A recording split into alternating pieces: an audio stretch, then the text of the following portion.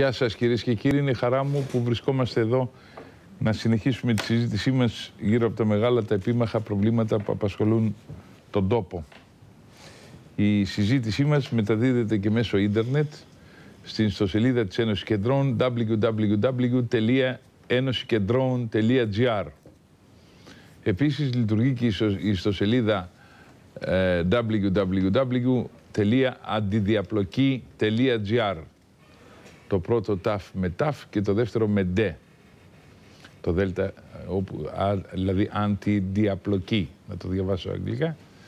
Λοιπόν, είπαμε στις αυτές τις ιστοσελίδες μπορείτε να βλέπετε και τις εκπομπές και τα νέα τεύχη της εφημερίδας Αντιδιαπλοκή και να βλέπετε το email μου, μέσω του οποίου μπορείτε να στέλνετε οποιαδήποτε μηνύματα και να σχολιάζετε το σχόλιο της ημέρας.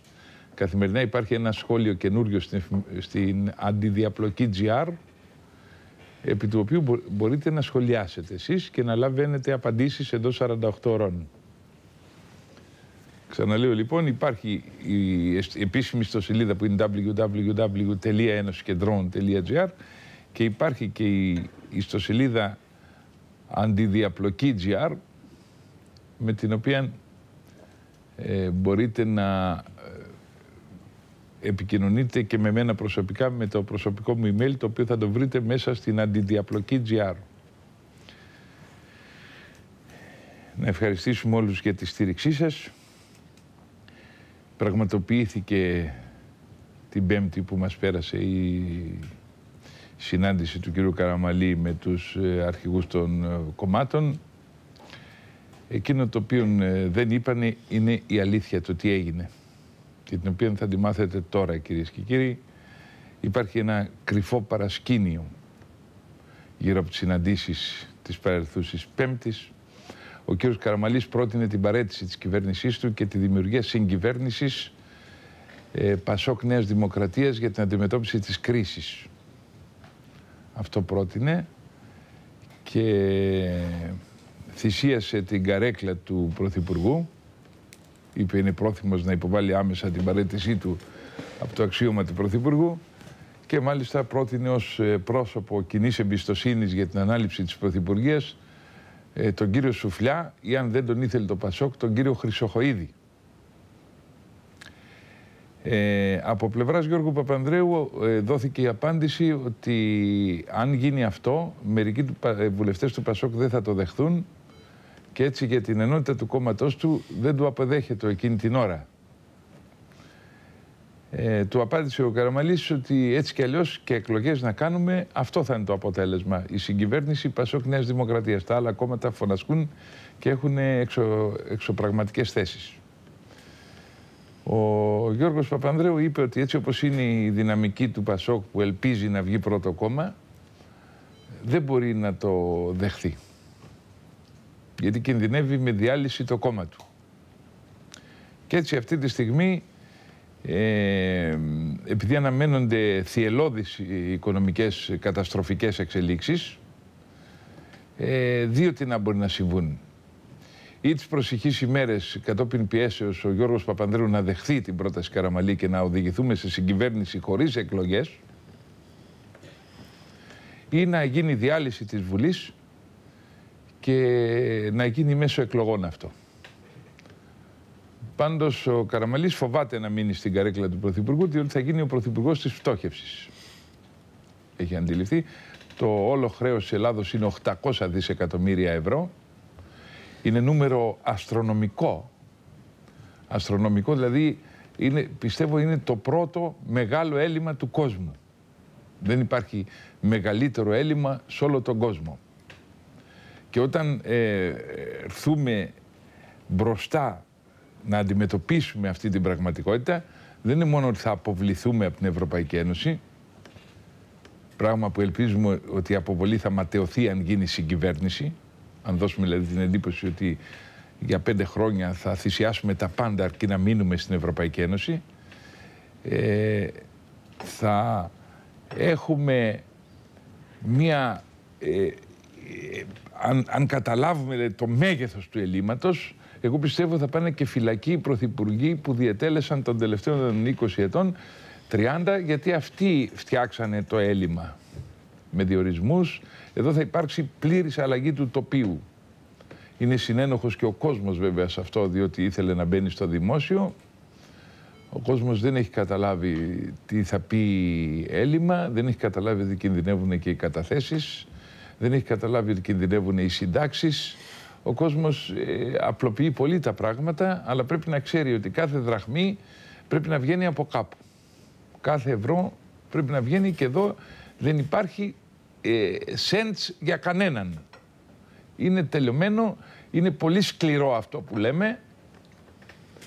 Είναι πολύ... Και να λάβετε υπόψη σας ότι γίνανε και μερικές ιδιωτικοποιήσεις και εισεπράχθησαν και κάποια λεφτά. Αλλά μπροστά στη χαβούζα χαθήκανε. Δηλαδή ιδιωτικοποιήθηκε η Εμπορική Τράπεζα, επολύθη εις Γάλλους. Εισέπραξε το δημόσιο κάποια λεφτά. Έγινε η πώληση του ΟΤΕ. Κάποια λεφτά πήρανε και πού πήγανε τα λεφτά αυτά. Είναι δηλαδή μηδέν. Ό,τι μπαίνει είναι 100 φορές μεγαλύτερα αυτά που πρέπει να βγουν και έτσι το αποτέλεσμα είναι η πλήρης χρεοκοπία. Στην Ελλάδα θα αντιληφθούμε αυτό που έλεγα εδώ και 20 χρόνια. Ότι η οικογένεια Καραμαλή, Μητσοτάκη και Παπανδρέου είναι οι μοιραίες οικογένειες που θα καταστρέψουν τη χώρα. Μπορεί να τη βγάλουν και από το χάρτη. Δεν κινδυνεύει μόνο η θέση μας στην Ευρωπαϊκή Ένωση, κινδυνεύει η ύπαρξη του κράτους. Η εθνική μας ανεξαρτησία. Δεν καταλαβαίνουν κάποιοι ότι για να είμαστε αξιοπρεπείς, για να είμαστε εθνικά περήφανοι, πρέπει να έχουμε μια αυτάρκεια. Εδώ όχι μόνο δεν υπάρχει αυτάρκεια, αλλά υπάρχει πλήρης εξάρτηση σε όλους τους τομείς. Είναι πράγματα αυτά τα οποία δεν ξέρω γιατί τα κρύψανε. Τα κρύψανε βεβαίως διότι αφήσα περίφθη η πρόταση. Δεν υπήρχε λόγος να κοινολογηθεί και διότι η πρόταση θέλουν να παραμείνει εν ισχύ. Πιστεύουν δηλαδή ότι ο Γιώργος Παπανδρέου κάτω από τα νέα δεδομένα θα αναγκαστεί να δεχθεί, διότι αν δεν δεχθεί θα μοιάζει με έναν άνθρωπο που κοιτάει, ας πούμε, πολύ στενά κομματικά το συμφέρον και το εθνικό συμφέρον καθόλου. Θα μοιάζει δηλαδή με πρόσωπο εχθρικό προς την Ελλάδα ένας που δεν θέλει να συμβάλλει στο να κρατηθούμε όρθιοι. Έχει χρέος, βρέθηκε, ας είναι πολιτικά μικρός και ασήμαντος, οφείλει, αφού είναι αρχηγός της αξιωματικής αντιπολίτευσης, να δείξει σύνεση και σοφροσύνη. Έτσι. Νομίζω ότι εκεί θα οδηγηθούμε ή μέσω εκλογών ή χωρίς εκλογές θα γίνει συγκυβέρνηση αμέσως, διότι η καταστροφή της οικονομίας είναι πολύ μεγαλύτερη των όσων έχουμε προβλέψει. Όλα τα ταμεία είναι έτοιμα για αφαλιριμέντο τα ασφαλιστικά. Ακόμη και οι υγιή ταμεία όπως το Τσμέδε που θεωρούνται μέχρι πρότινος υγιή. Άμα δούμε τώρα πώς έχει γίνει η διαχείριση τους τελευταίους μήνες που έχουν ρίξει τα λεφτά, τι έχουν κάνει, και εκεί θα δούμε μια εικόνα που μέσα σε λίγους μήνες θα είναι αρνητική, καταστροφική. Δηλαδή δεν υπάρχει τίποτα υγιές. Κινδυνεύουν τα πάντα. Κινδυνεύουν οι συντάξεις, κινδυνεύουν τα εφάπαξ, κινδυνεύουν οι καταθέσεις, κινδυνεύει συθέμελα η χώρα. Και παρακαλώ αυτή η φωνή σαν έκκληση ομόνοιας, να δείξουμε ομόνοια αυτή την ώρα. Δεν περιμένω βέβαια από τον κύριο Αλαβάνο και από την κυρία Παπαρίγα να δείξει σύνεση, γιατί αυτοί το χαρτί τους παίζουν πως πάρουν καμιά ψήφο παραπάνω. Ούτε βέβαια από τον κύριο Καρατζαφέρη, αυτή που δήθεν έδειξε σοβαρότητα και στηρίζει. Αυτή η στήριξη είναι προς τον Καραμαλή ζημιά. Είναι ζημιά, ούτε ψήλωση στον κόρφα του. Είναι για τον Καραμαλή αυτή η στήριξη του κυρίου Καρατζαφέρη. Διότι είναι γνωστό ότι συνοδεύεται από απόψεις όπως να φύγουμε από το ευρώ, για όλα αυτά είναι οι Αμερικανοί, για όλα αυτά είναι οι Ευρωπαίοι. Συνοδεύεται από απόψεις εξωγήινες και εξωπραγματικές. Και αυτή η στήριξη είναι ένα πράγμα που μπορεί να είναι και όχι που σίγουρα είναι ζημιά ήμας του κυρίου Καραμαλή, ο οποίος μπορεί να είναι όποιος είναι, μπορεί συνειδητά να έχει κάνει εγκλήματα η οικογένεια Καραμαλή σε βάρος της Ελλάδος, αλλά τουλάχιστον είναι σόφρον. Δεν τον έχω άφρονα να δεχθεί στήριξη από τον Καρατζαφέρη. Δεν τον έχω τον Καραμαλή για τέτοιο άφρονα και γιατί αυτή η στήριξη δεν του φτάνει. Πρέπει να γνωρίζουμε ότι ο κύριος Καραμαλής εκφράζει σήμερα ένα 29% του ελληνικού λαού. Αυτό εκφράζει. Έτσι λένε οι δημοσκοπήσεις, έτσι είναι η κατάσταση. Εκφράζει ένα 29%. Επομένως υπάρχει πρόβλημα. Κυβερνάει η μειοψηφία. Μπορεί στη Βουλή να είναι περιστασιακή η πλειοψηφία, που αποκτήθηκε μέσα από καλπονοθευτικό εκλογικό νόμο το 2007, αλλά δεν πάβει να είναι μια ασήμαντη μειοψηφία ούτε του 1/3. Ούτε του 1/3. Έχει πρόβλημα ο Καραμαλής. Έχει πρόβλημα. Λοιπόν, νομίζω ότι πρέπει να εξετάσουμε τώρα πια με σοβαρότητα και το να γίνει απλή αναλογική το εκλογικό μας σύστημα. Πρέπει να το εξετάσουμε με σοβαρότητα, αφού οι αυτοδύναμες κυβερνήσεις βασίζονταν στο ρουσφέτη και στην ομηρία της κοινωνίας και στη συναλλαγή με τα κόμματα. Εκεί βασίζονταν, δηλαδή δεν υπήρχε ούτε αυτό το 40-43 που παίρνανε μέχρι τώρα υπήρχε, και υπήρχε ένα 30 ας πούμε στα δύο κόμματα, να το δεχθώ αυτό. Και πολεμούσαν να το κάνουν 43 μέσω διορισμών, μέσω υποσχέσεων, μέσω διασπάθησης του δημοσίου χρήματος, μέσω πολλών πραγμάτων, τα οποία όμως οδήγησαν στη φτώχευση. Λοιπόν, χρεοκόπησε και το πολιτικό σύστημα στην Ελλάδα. Και ο τρόπος αλλαγής του πολιτικού συστήματος, αν είμαστε γενναίοι, είναι να εφαρμόσουμε, να θεσπίσουμε την απλή αναλογική. Γιατί αν τώρα ο Καραμαλής δεν είχε αυτό το μόνο 29% του λαού να τον στηρίζει και υπήρχε μια κυβέρνηση 2 κομμάτων 3 και είχε το 60% αυτή η κυβέρνηση, δεν θα είχε πρόβλημα συνένεσης. Θα ήταν δεδομένη η συνένεση. Καταλάβατε, μια κυβέρνηση η οποία βασίζεται, κυβέρνηση συνασπισμού που βασίζεται σε ένα 60% τα κόμματα που τη στηρίζουν να απηχούν το 70% της κοινωνίας, έχει τη συνένεση. Αυτή που εν αγώνια ας πούμε θεώρησε αναγκαία ο Καραμαλής σε τόσο μεγάλη κρίση μπροστά στον εφιάλτη, μια τέτοια κυβέρνηση θα την είχε.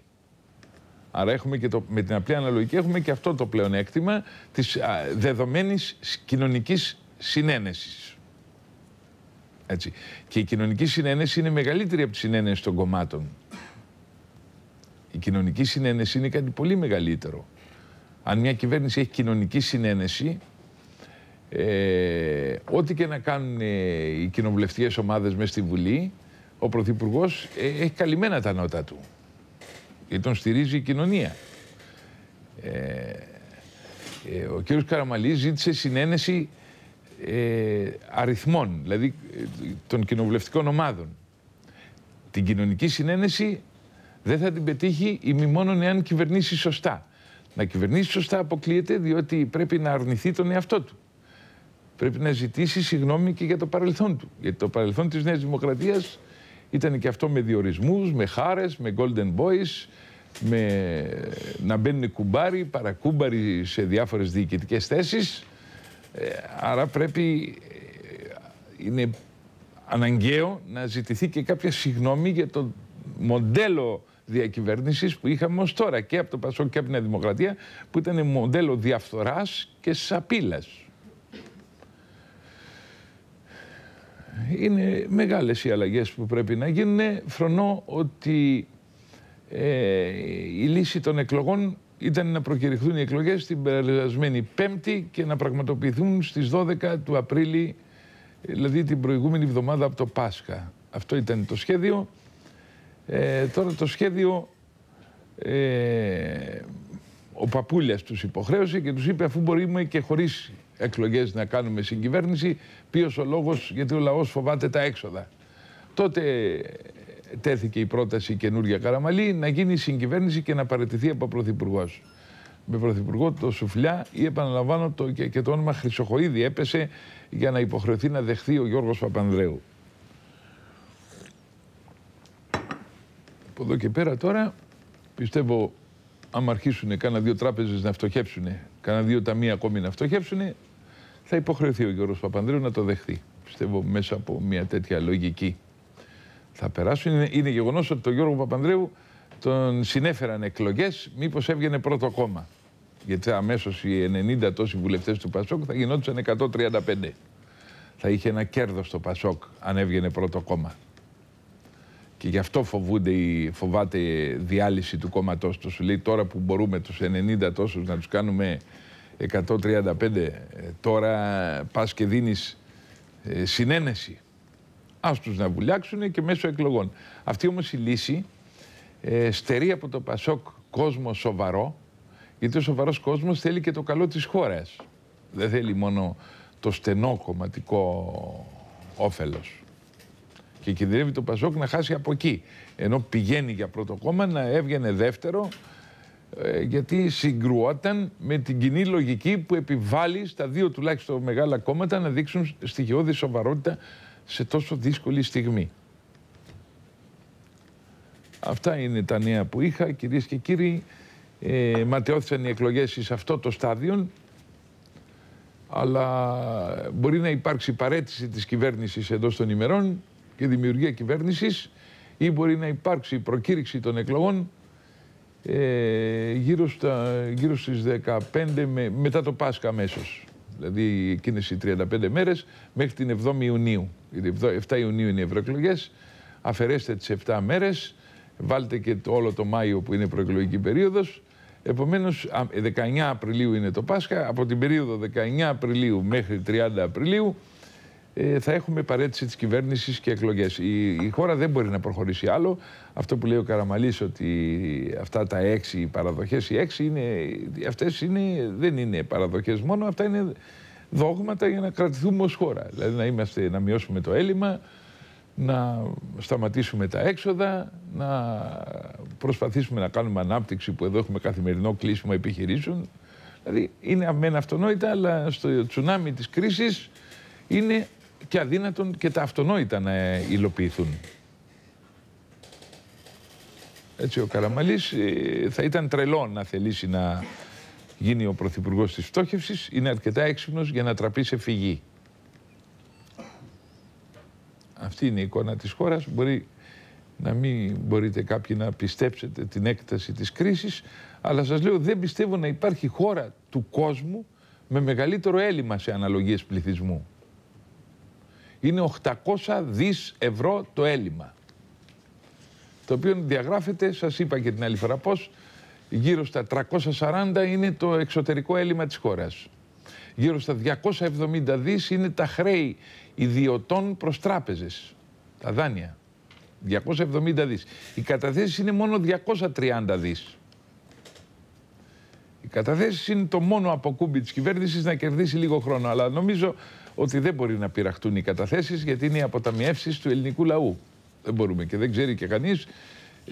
Μετά πλέον ξεκινάμε από το μηδέν.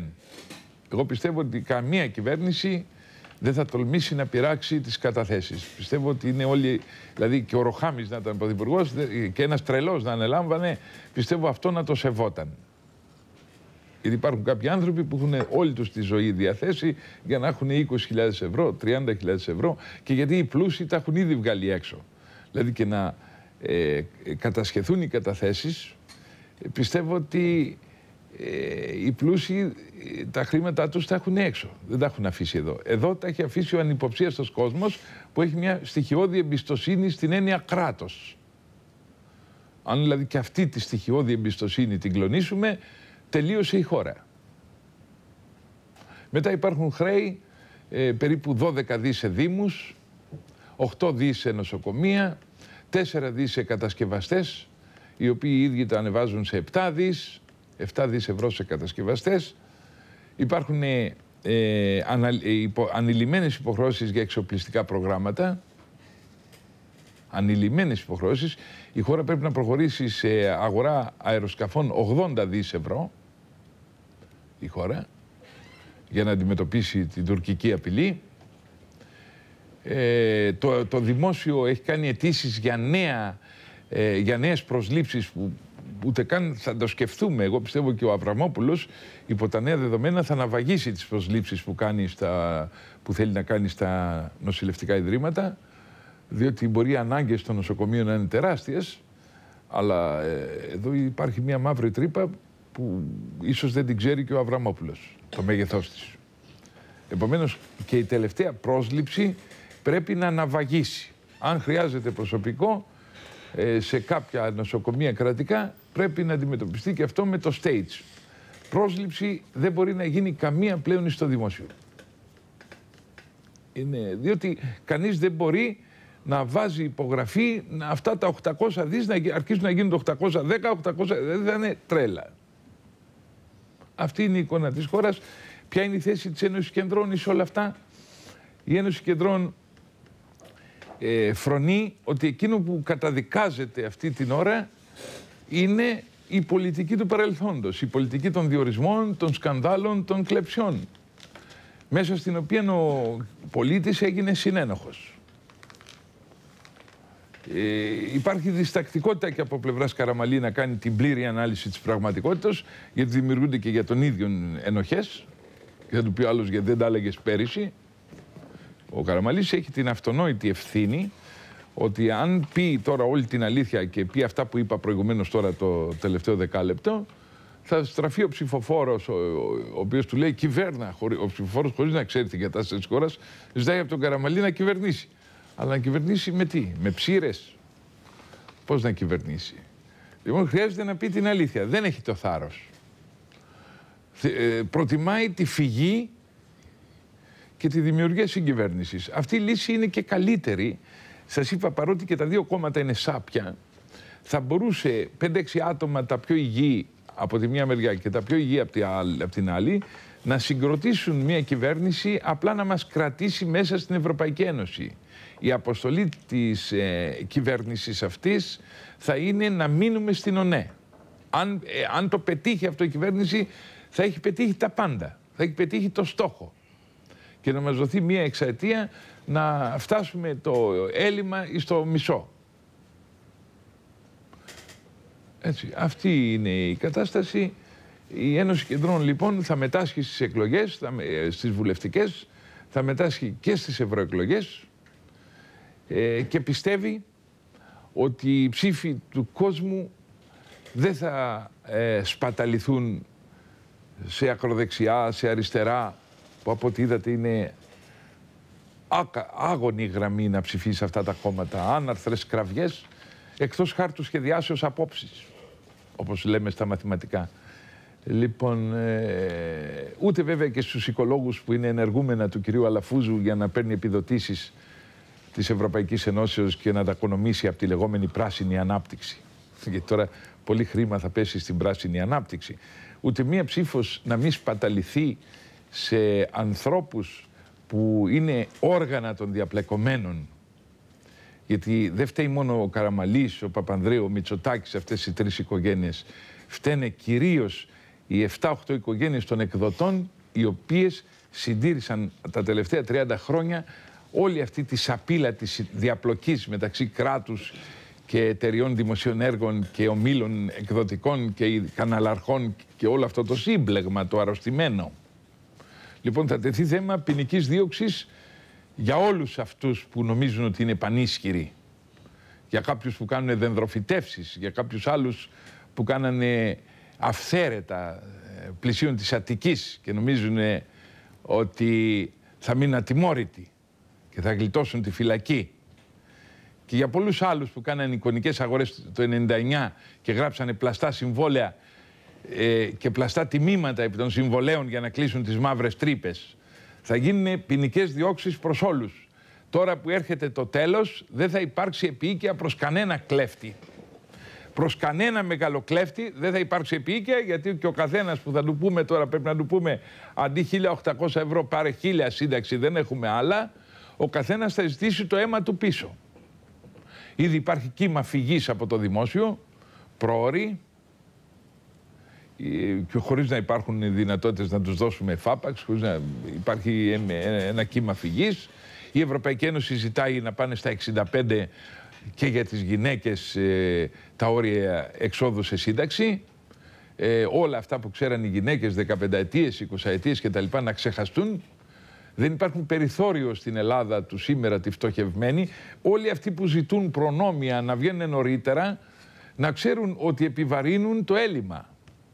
Εγώ τι έλεγα, αν ήμουν πρωθυπουργός θα παρήγαγε η Ελλάδα και από αυτό που δημιουργούσε θα έδινα στον κόσμο.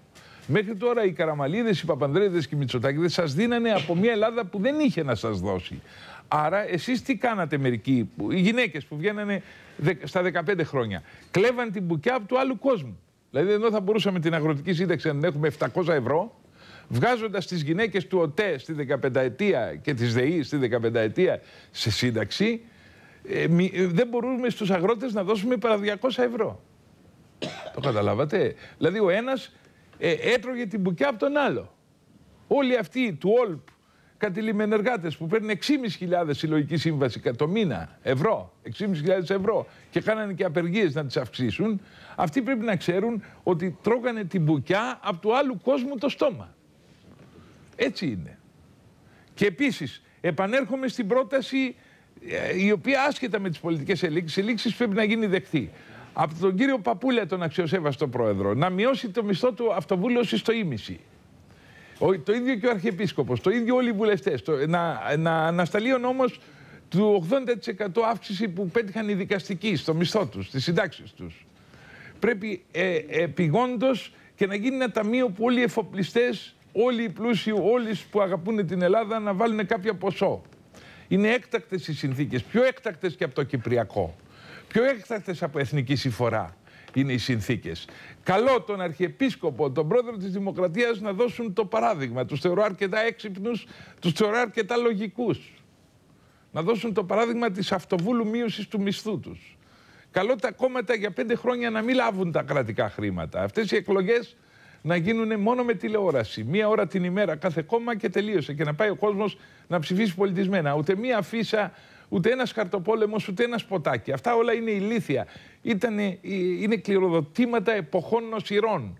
Θα βλέπω, λέει, τη μούρη του Καρατζαφέρη στον δρόμο και θα τον ψηφίσω. Ή θα βλέπω τη μούρη του Γιωργάκη στην Εθνική Οδό και θα τον ψηφίσω. Αυτά είναι γελία πράγματα, κυρίες και κύριοι.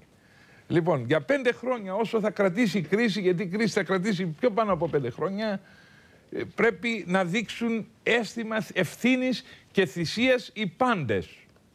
Καλή η πρόταση Καραμαλή για να παραιτηθεί από το αξίωμα του Πρωθυπουργού και να γίνει συγκυβέρνηση. Σημαίνει ευθύνη, είναι θυσία ένας Πρωθυπουργός να θυσιάζει περίπου 3 χρόνια πρωθυπουργικής θητείας.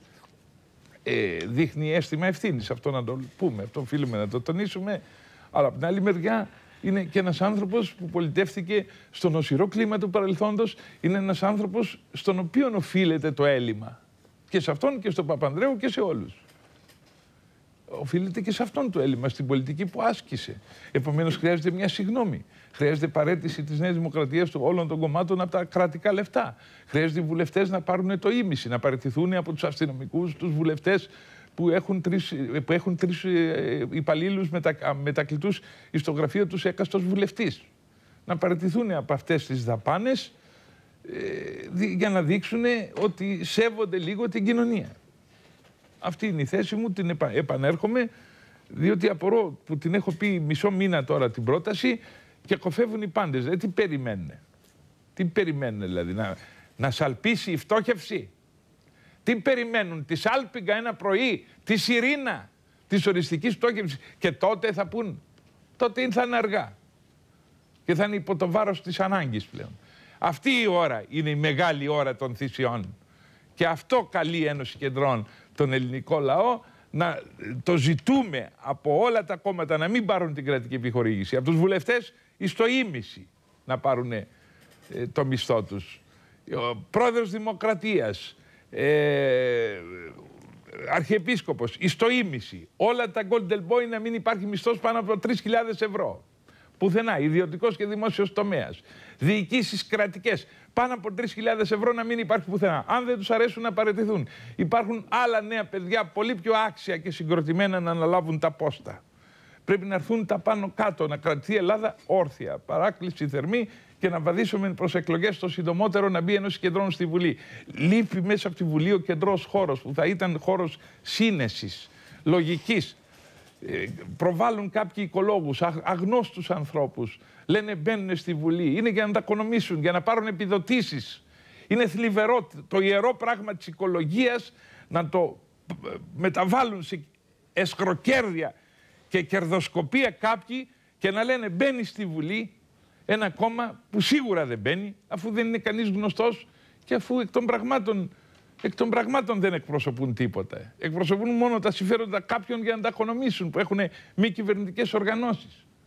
Όλες αυτές οι διαδροφητεύσεις δεν είναι αθώες. Έτσι. Και να πω πριν προχωρήσουμε, και είχαμε την ευχάριστη, η θέση δική μου είναι, είχαμε την ευχάριστη του Συμβουλίου της Επικρατείας. Ο εισηγητής εισηγήθηκε ευτυχώς να μην γίνει του βοβού το σχέδιο και να γίνει ανάπλαση του χώρου. Το γήπεδο μπορεί να γίνει, αλλά όλος ο άλλος χώρος να γίνει χώρος πρασίνου για τον Ελαιώνα και πρέπει επειγόντως ο Δήμος Αθηναίων να εγκαταλείψει το βλακώδες σχέδιο το προηγούμενο της τσιμεντοποίησης και να αναλάβει, να συστήσει η εταιρεία που θα μεταβάλει τον Ελαιώνα σε περιζήτητο πάρκο, στο οποίο μπορούμε να πηγαίνουμε να πάρουμε ένα γλυκό, να κάνουμε ένα περίπατο, να έχει κύκνους, να έχει λίμνες, να έχει τα πάντα. Έτσι, παρακαλώ θερμά το Δήμαρχο Αθηναίων, αρκετά λάθη έχει κάνει, γιατί ετοιμάζει κάτι κοπές δέντρων και σε άλλο σημείο από ό,τι πληροφορήθηκα. Δηλαδή αυτός δεν βάζει καθόλου μυαλό. Έτσι, αν θέλει να συνεχίσει έτσι, να υποβάλει την παραίτησή του ο κ. Κακλαμάνης. Αν όμως θέλει έστω το υπολοιπόμενο της θητείας του να το περάσει σεβόμενο στο περιβάλλον, θα τον βοηθήσουμε. Λοιπόν, να συσταθεί αμέσως δημοτική επιχείρηση ανασύστασης του Ελαιώνα. Να γίνει το καλύτερο πάρκο της Ευρώπης ο Ελαιώνας. Αυτό πρέπει να γίνει, να εγκαταλειφθούν όλες οι άλλες βλέψεις για τσιμεντοποίηση και το γήπεδο του Παναθηναϊκού επίσης να γίνει πάρκο και η αντικατάσταση είναι αυτού να δώσουμε χώρο για να χτιστεί μόνο γήπεδο στον Ελαιώνα. Τίποτε άλλο. Καμία βοηθητική εγκατάσταση. Μόνο γήπεδο και πάρκινγκ. Τίποτε άλλο. Είναι ξεκάθαρο, έτσι. Η Αθήνα χρειάζεται δέντρα. Και το τελευταίο δέντρο, θα γκρεμίζουμε πολυκατοικίες για να κάνουμε δέντρα. Η Ένωση Κεντρών στην οικολογία θα είναι ακραία στην στήριξη.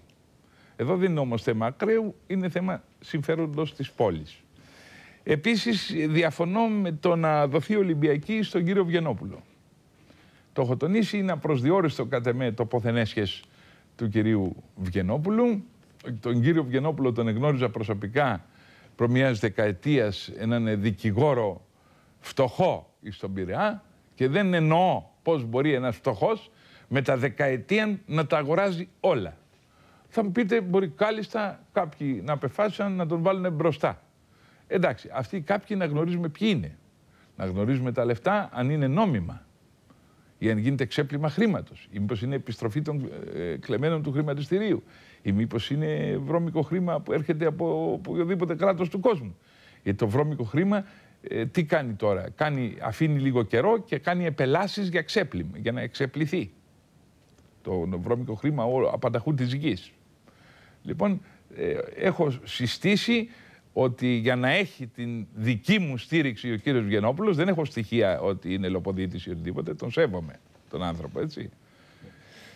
Προς Θεού δεν έχω τίποτε μαζί του, αλλά έχω μια υποψία που μου δημιούργησε η πολυετής μου πείρα στην πολιτική. Αυτή την υποψία την έχω. Παρότι θέλω τις επενδύσεις διακαώς. Αγωνιώ να έρθουν επενδυτές και αγωνιώ να έρθει στον τόπο μας χρήμα. Αλλά θέλω το χρήμα να είναι καθαρό. Δεν θέλω η χώρα μας να γίνει το καταφύγιο βρώμικου χρήματος.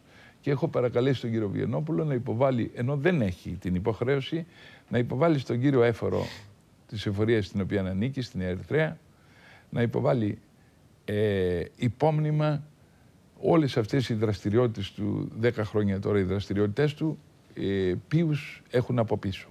Γιατί και ο ίδιος έχει δηλώσει ότι δεν είναι ο ίδιος ο μέτοχος, ο ιδιοκτήτης. Έτσι. Να γνωρίζουμε. Είναι η Ολυμπιακή εταιρεία, η Ολυμπιακή αεροπορία είναι κάτι που αγαπάμε όλοι.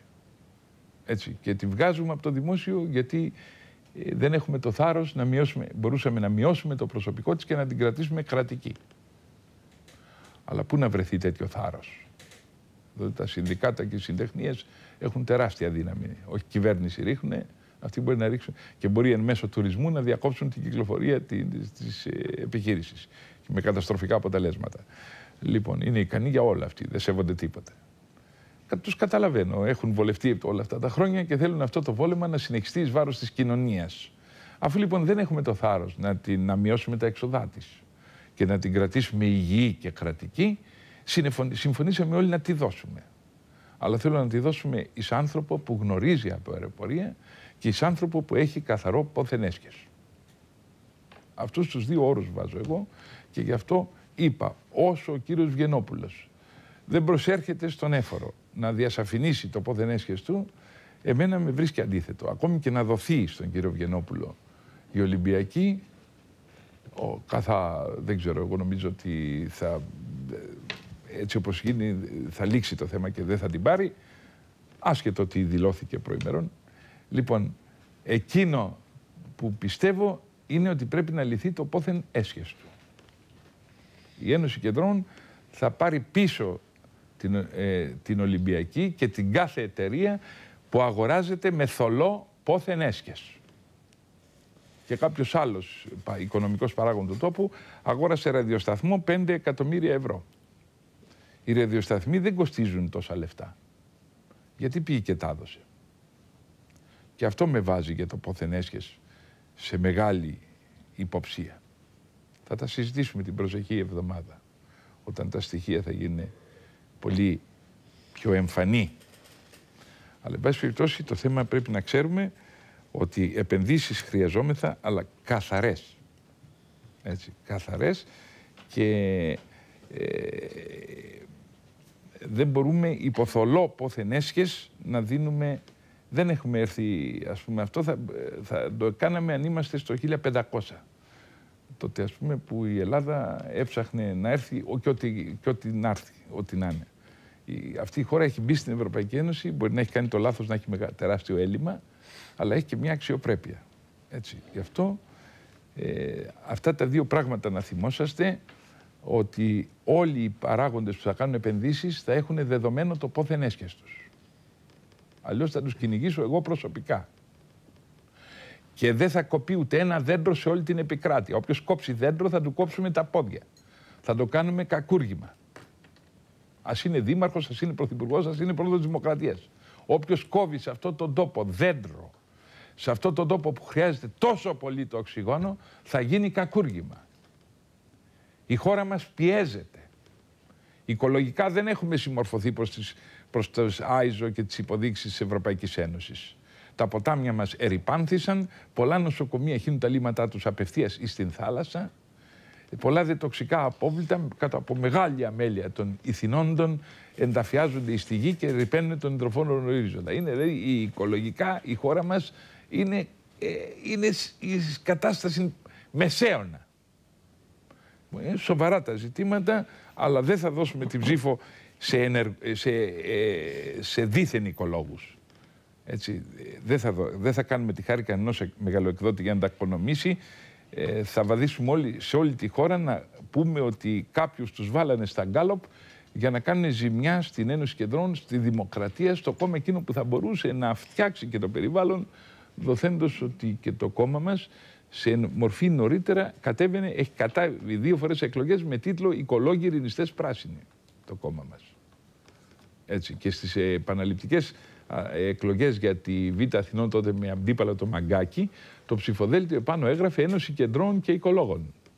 Το ξέρετε, το ψηφοδέλτιο, μπορώ να το φέρω να το δείξω εδώ, έγραφε Ένωση Κεντρών και Οικολόγων.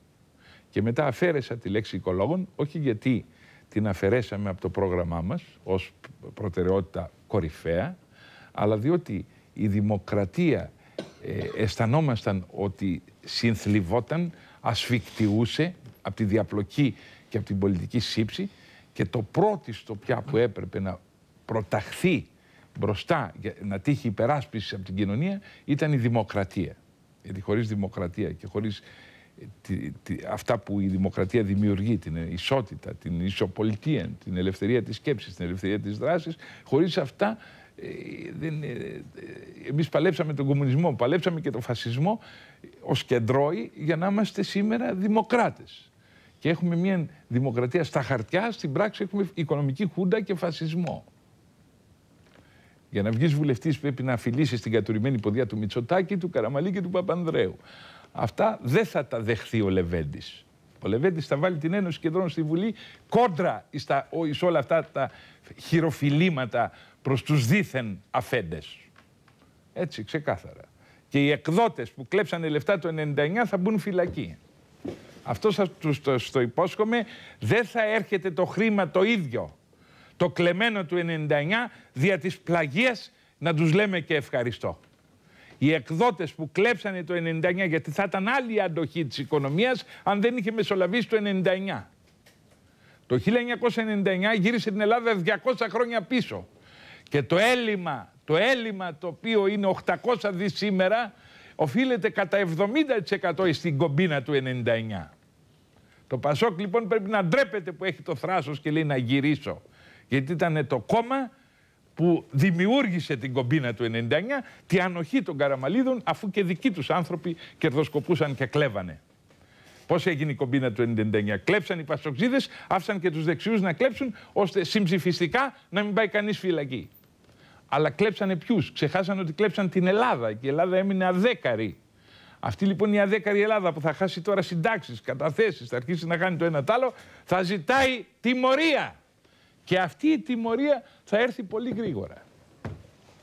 Λοιπόν, έληξε εδώ η εισήγησή μου. Τι λέτε κύριε Καρανάση εσείς? Κύριε Πρόεδρε, σήμερα θα έλεγα για πρώτη φορά μπήκατε σε κάποια νούμερα. Τα 800 δισεκατομμύρια που αναφέρετε είναι πραγματικά σωστός αριθμός και είναι το άθροισμα του δημόσιου χρέους μαζί με το ιδιωτικό χρέος. Ναι. Ξέρετε τι σημαίνει αυτό? Ανακάτοικο, το χρέος, για να το καταλαβαίνει κανένας γιατί ποσό μιλάμε, είναι 80.000 ευρώ. Ανακάτοικο. Που σημαίνει για μία οικογένεια πετραμελία, πενταμελή, είναι 5-8-40, 400.000 ευρώ. Τεράστια ποσά. Όλα αυτά ήρθαν σιγά σιγά και έχουν προσθεθεί και έχουν γίνει μία χιονοστιβάδα σήμερα. Ο Κωνσταντίνος Καραμανλής, θα έλεγα ο Β, για να μπορούμε να συνοηθούμε. Κάποτε λέγαμε ο Βασιλεύς Γεώργιος ο Α, τώρα θα πρέπει να συνηθίσουμε να λέμε Γεώργιος Παπανδρέου ο Γ.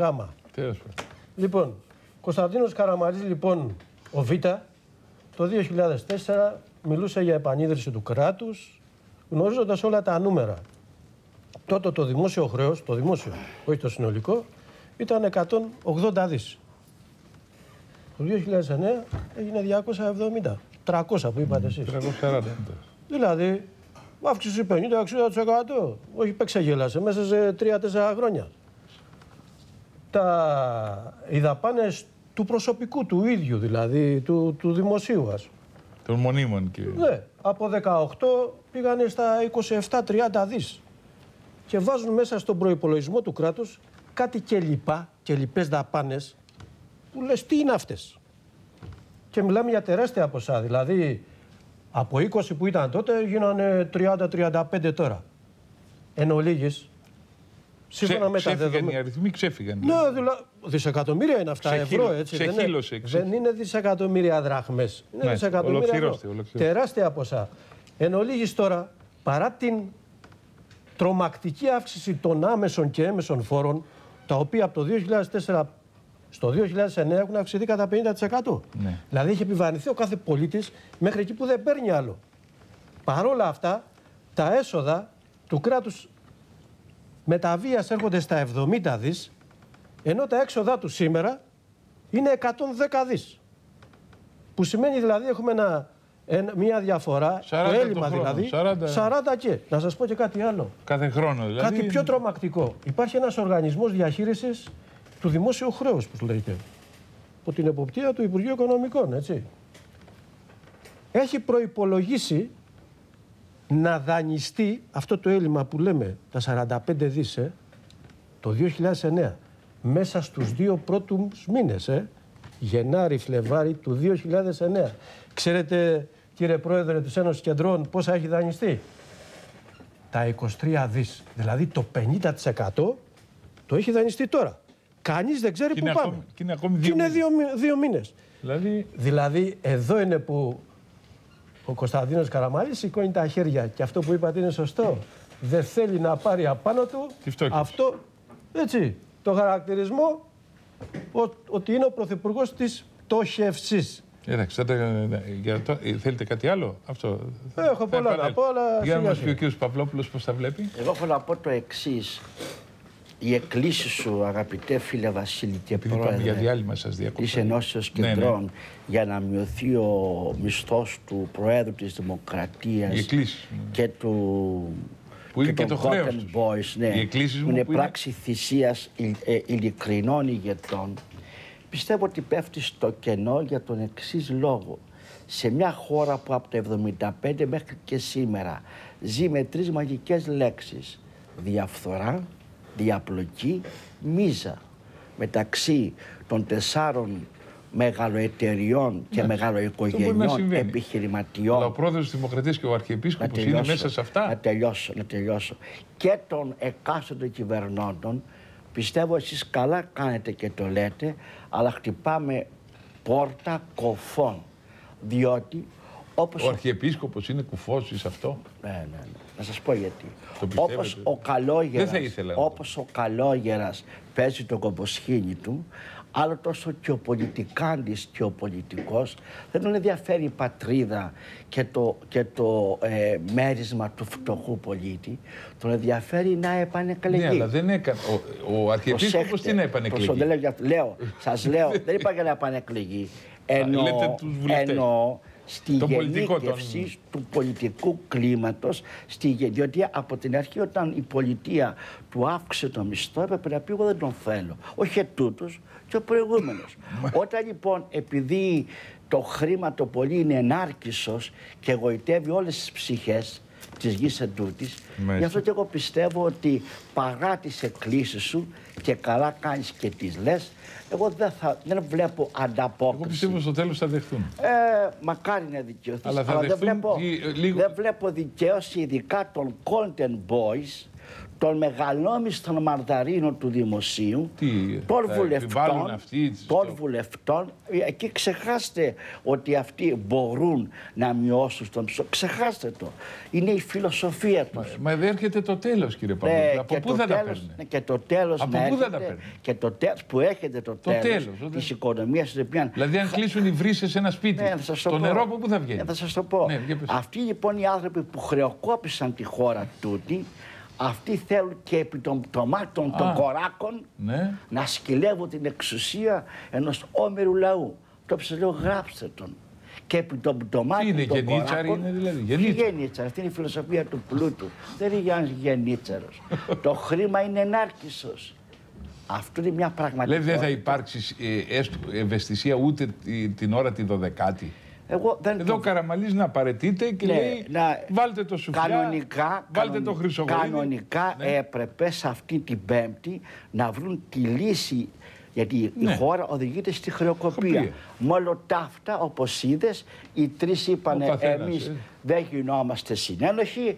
Ο Καρατζαφέρης είπε εγώ μαζί σου, ο άλλος λέει. Δηλαδή τώρα ποιος λέει την αλήθεια? Γι' αυτό και είπα προηγουμένως. Κανείς από ό,τι απεδείχθη. Κανένας. Γι' αυτό είπα ο καλόγερας δεν αφήνει το κομποσχήνι του.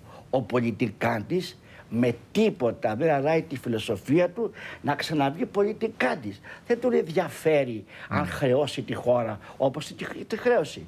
Προηγουμένως είπες κάτι πολύ έξυπνο. Η Ολυμπιακή παραδίδεται διότι οι πολιτικάτιδες για να έχουν την εξουσία και ξανά διόρισαν κόσμο χωρίς να υπολογίσουν ότι η χώρα δεν έχει αντοχές. Ο κόσμος αυτός έκανε τσιράκι δικό του την Ολυμπιακή, δικό του φέουδο, μεγάλη μισθή και τώρα δεν λένε την αλήθεια γιατί η Ολυμπιακή χρεοκοπεί. Η Ολυμπιακή χρεοκοπεί διότι ήθελαν οι πολιτικάντιδες να ξαναγίνουν κυβερνήτες, αλλά και αυτοί που πήγαν στη Ολυμπιακή δεν εκτελούν το καθήκον του, γίνονται συνδικαλιστές. Δηλαδή γίνονται λαϊκά μάχες. Το διατάφτα τώρα, το διατάφτα. Το διατάφτα. Είπατε η άρχουσα τάξη δεν θα δείξει ευαισθησία. Να μην περιμένω. Δεν δείχνει. Όχι. Ούτε τα Golden Boy. Και επί των ερειπίων της Ιεριχούς δεν δείχνει αυτό. Το καλαμάκι για αίμα. Ακριβώς. Αυτή είναι η πραγματικότητα. Αυτή είναι η φιλοσοφία τους. Διότι αν ήθελαν θα είχαν δείξει άλλα δείγματα. Ο κόσμος δεν θα τους πάρει στο κυνήγι. Ανθρωπιά. Ο κόσμος είναι ένα θέμα που θέτεις. Αυτό μήπως ας πούμε. Εδώ λοιπόν. Αυτοί που τους πίνανε το αίμα. Εδώ λοιπόν. Αυτοί από τους οποίους έβγαινε το αίμα. Εδώ λοιπόν δεν θα ξεσηκωθούν. Έξυπνο. Επειδή η πολλή φτώχεια και η πείνα δεν είναι ούτε πράσινη, ούτε μπλε, ούτε κόκκινη, δημιουργεί εξεγέρσεις όπως και στη Βαστίλη. Οι Λουδοβίκοι γι' αυτό έπεσαν από την πολλή πείνα. Όπως στη Σερμού. Ουδέποτε θα έπεφταν. Και οι Τσάροι γι' αυτό έπεσαν από την πολλή πείνα. Δεν θα έπεφταν ποτέ. Τι θέλω να πω. Αλλά πιστεύω όμως ότι αυτή η πολλή πείνα είναι κακό δείγμα για τη χώρα. Και θα σου πω και κάτι άλλο που το έχεις πει και το λέω κι εγώ. Αυτή τη στιγμή η χώρα, το 20% είναι φτωχή, κάτω του ορίου της φτώχειας. Βάλε και τα 2,5 εκατομμύρια λάθρομεταναστών. Αυτή τι θα φάνει. Σε ρωτάω. Αυτή τι θα φάνει. Είναι ένα πρόβλημα το οποίο το έχουμε πει και σε άλλες εκπομπές, θα πρέπει να το τονίζεις. Είναι μέγιστο πρόβλημα. Είναι η φτωχή της χώρας σε τούτης. Άρα λοιπόν για να υπάρξει. Είναι η καταγραφή του προβλήματος. Για να υπάρξει λοιπόν λύση στο αδιέξοδο, πρέπει να υπάρξει η έννοια της συνένεσης κάποιας κυβέρνησης με έξυπνους ανθρώπους από όλους τους χώρους. Όχι πολιτικάντιδες που διεύθυναν τη χώρα. Τέρμα οι διορισμοί, τέρμα τα ρουσφέτη, τέρμα οι σπατάλες. Όλοι ότι πρέπει από κοινού αγκαλιά. Άρα μονόδρομος είναι. Ναι, δεν έχουμε άλλη λύση. Αλλιώς η χώρα δεν έχει άλλη λύση. Είπα και την άλλη φορά ότι επίσης αυτή τη στιγμή η μόνη χώρα που δεν κινδυνεύει είναι η Ελβετία. Το ξέρεις γιατί. Διότι εκεί πάει όλο το χρήμα, όλο των εταιρεών και όλο του κόσμου.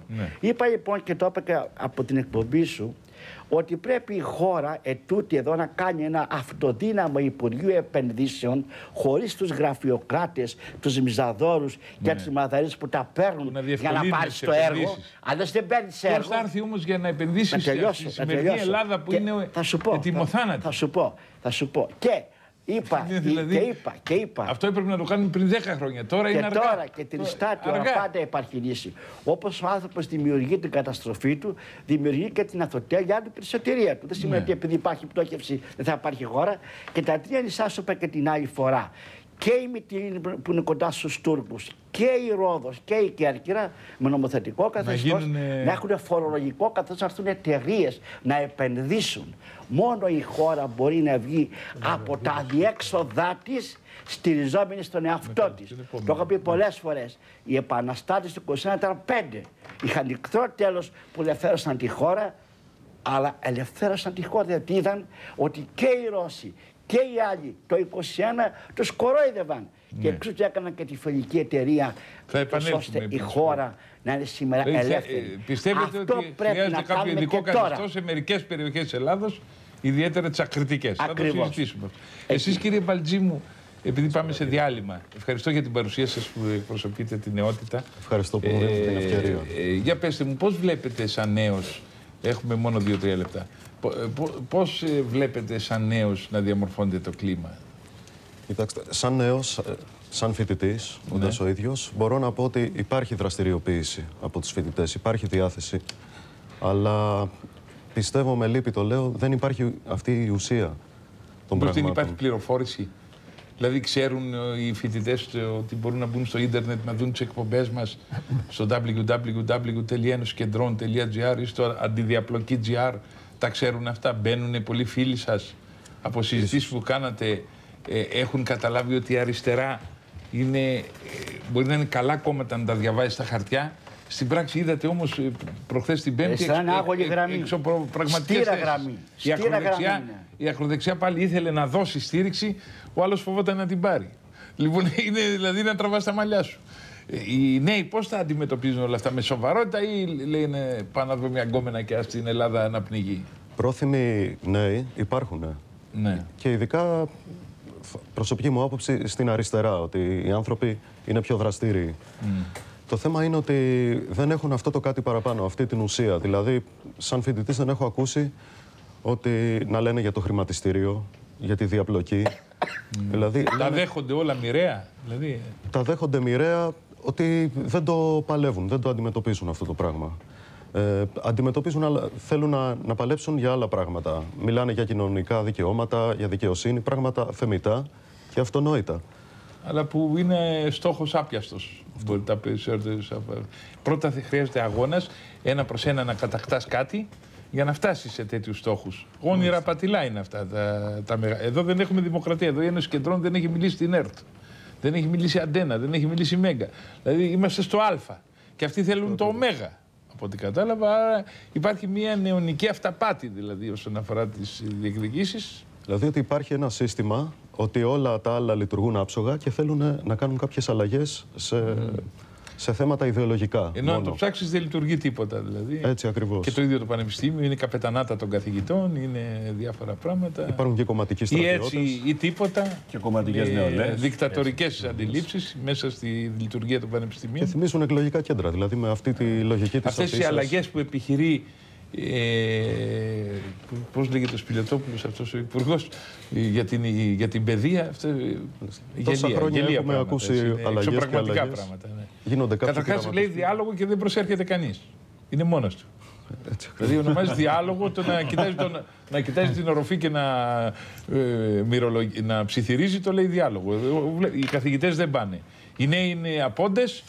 Άρα με τον Μπαμπινιώτη μόνο του θα πάρουν την απόφαση. Ο οποίος είναι πολύ μορφωμένος ο Μπαμπινιώτης, κατά την άποψή μου, αλλά ακατάλληλος, ασυνέργαστος άνθρωπος είναι. Είναι πολύ. Κάνει ότι τα ξέρει όλα και θέλει να επιβάλλει το δικό του. Δεν σου κάνει εντύπωση ότι κάθε νέος υπουργός παιδείας, εγώ αυτό ακούω τα τελευταία χρόνια, όταν ρεβαίνει και λέει να αλλάξω την παιδεία. Να αλλάξει την παιδεία. Μου κάνει εντύπωση. Δεν έχουν άλλο πράγμα να αλλάξουν. Και δεν έχουν αλλάξει ποτέ τίποτα. Και δεν αλλάζουν τίποτα. Μου κάνει εντύπωση ο κάθε νέος υπουργός παιδείας να αλλάξει την παιδεία. Ποια παιδεία είναι. Όπως παραλαβαίνει κάθε κυβέρνηση καμένη γη. Ολοκληρώσατε δηλαδή τώρα. Είπατε ότι οι νέοι θέλουν, είναι ένα κεφάλαιο αυτό το θέλω. Αλλά δεν μπορούν γιατί η κοινωνία δεν τους δίνει τις προϋποθέσεις, τα μέσα ενημέρωσης δεν τους ενημερώνουν σωστά, τα κόμματα φέρονται τυχοδιοκτικά. Βλέπετε δηλαδή αντικειμενικές αδυναμίες στο να... Υποταγής των επιθυμιών των νέων σε αυτά τα κόμματα, δηλαδή ότι τα κόμματα σαν να τους χρησιμοποιούν. Άρα είναι μια ευκαιρία η Ένωση Κεντρών τώρα να πάρει από την νεολαία ένα μεγάλο κομμάτι από αυτούς που αισθάνονται προδομένοι και βλέπουν ότι δια της συνήθους οδού των κομμάτων σίγουρα θα προδοθούν. Αυτό θέλετε να πείτε. Να δώσει όνειρα εκεί που έχουν κλέψει τα όνειρα. Αυτό να λες πρόεδρε. Να δώσει όνειρα εκεί που έχουν κλέψει τα όνειρα. Πούμε ότι, γιατί πάμε στο διάλειμμα, ότι η εκπομπή μας μεταδίδεται και μέσω του ίντερνετ. Μπορείτε να τη βλέπετε στο ίντερνετ με εικόνα, με ήχο, σαν να είναι τηλεόραση. www.enosikendron.gr και www.antidiaploki.gr. Μπορείτε λοιπόν σε αυτές τις δύο ιστοσελίδες να βλέπετε την εκπομπή μας με εικόνα και με ήχο. Στο Antidiaploki.gr μπαίνει και σχόλιο ημέρας, επί του οποίου μπορείτε να απαντάτε και να γίνεται και φόρουμ με συζητήσεις, εντός 48 ώρων να δίδονται οι απαντήσεις. Και το δικό μου email μπορείτε να το δείτε στο Antidiaploki.gr και στο άλλο enosikendron.gr που είναι η επίσημη ιστοσελίδα μας πάντα. Λοιπόν, να κάνουμε διάλειμμα και να μην λείψετε γιατί σε λίγα δευτερόλεπτα γυρίζουμε για το δεύτερο μέρος.